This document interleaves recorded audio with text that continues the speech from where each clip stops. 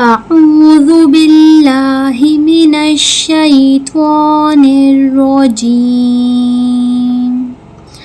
بسم الله الرحمن الرحيم سورة الكوثر مكية إنا أعطيناك الكوثر. यहाँ देखिए नून मुशद्दद आ गया, यानी हमज़ा और नून को आपस में मिलाएंगे तो गुन्ना होगा, और गुन्ने का मतलब है नाक से आवाज़ निकालना, ठीक है. यहाँ हमज़ा के ऊपर मद्दा आ गया, यानी हम इसको खींच के पढ़ेंगे, लंबा करके पढ़ेंगे, मिकदार कम नहीं करेंगे, ज़्यादा ही रखेंगे, ठीक है. यहाँ पे आइन की अदायगी वाज़ेह तौर पर होगी. तो या ज़बर तोई, इसको तई नहीं पढ़ सकते, तोई. नून खड़ा ज़बर ना, यानी एक अलिफ के बराबर खींचेंगे. इसे न नहीं पढ़ेंगे, ना, ठीक है. यहाँ पर या लीन आ गया, यानी या के ऊपर साकीन. जब भी या के ऊपर साकीन और पहले वाले हुरूफ के ऊपर ज़बर होगा तो हम उसको एक अलिफ या दो अलिफ के बराबर खींचते हैं, ठीक है. वावलीन, यहाँ पे भी वाव के ऊपर साकीन है और वाव से पहले वाले हुरूफ पे ज़बर है, यानी इसको भी खींचेंगे.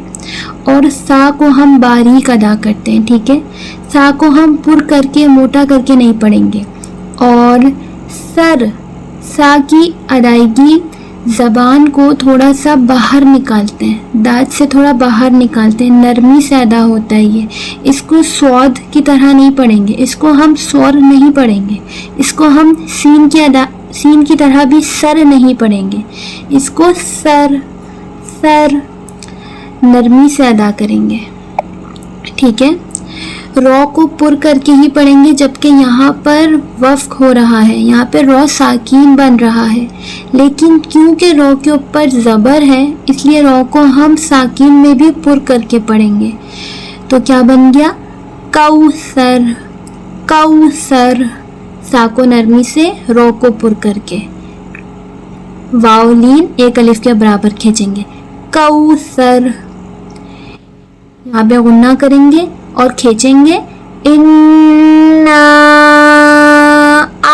अअतैनाकल कौसर, ठीक है. फसल्ली लिरब्बिका वन्हर.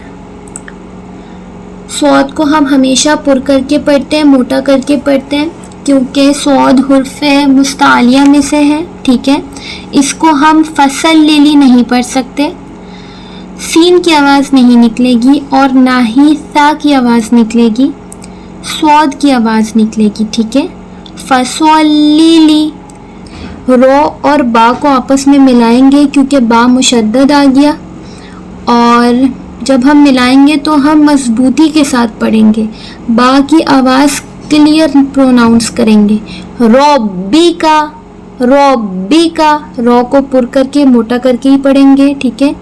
इसको हम रब्बिका नहीं पढ़ सकते, रब्बिका, ठीक है. वन्हर, यहाँ पे नून के ऊपर साकीन है और उसके बाद हा है.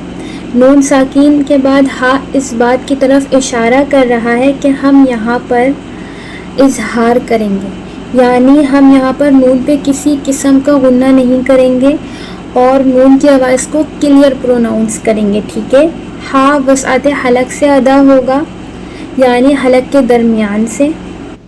और रॉ पे हम वफ़ करेंगे रॉ को पुर करके, क्योंकि रॉ के ऊपर तो साकीन है लेकिन रॉ से पहले तो ज़बर है ना, ठीक है. इन्ना शानिअका, हमज़ा नून मतलब नून के ऊपर मुशद्दद यानी गुन्ना होगा, ठीक है. शीन मद्दा एक अलिफ के बराबर खींचेगा.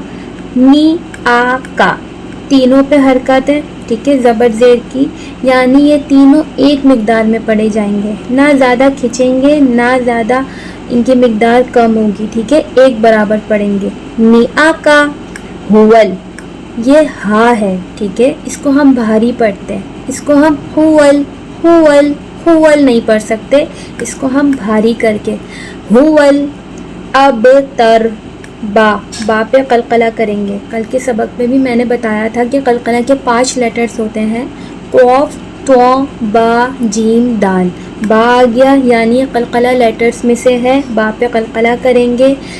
تا ہمیشہ باریک ادا ہوتا ہے، ٹھیک ہے، اسے ہم اب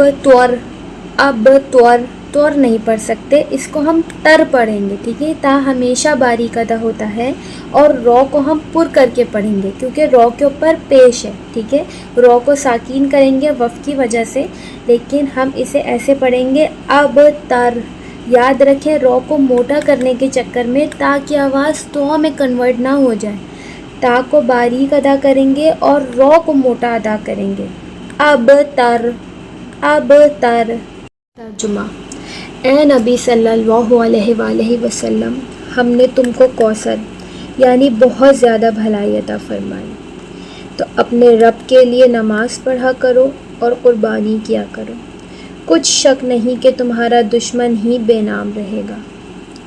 آج کی کلاس ہماری یہیں تک تھی. جزاک اللہ خیرا کثیرا.